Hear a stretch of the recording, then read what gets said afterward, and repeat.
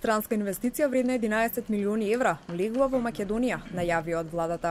Станува збор за американската компанија Теламон, која ќе произведува електрични кабли за автомобилската индустрија. So far, our experience here has been outstanding. We started moving forward at the end of last year.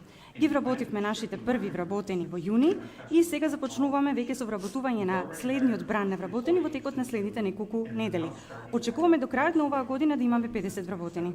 Од владата вела дека изборот на компанијата, производството да го прошира токму во Македонија е добар знак дека земјата е конкурентна во својата политика на поддршка на директните странски инвестиции.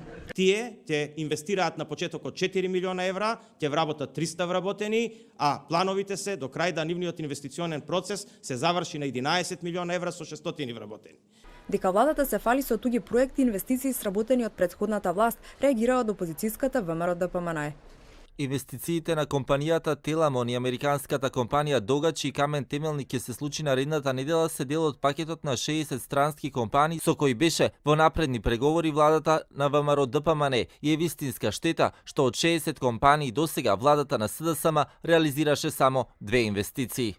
Министерката без ресор задолжена за странски инвестиции Зорица Апостолска, која го потпиша договорот, истакна дека ова е огромна придобивка која ќе овозможи нови работни места, зголемена соработка со домашните компании и позитивно ќе влијае на бруто домашниот производ.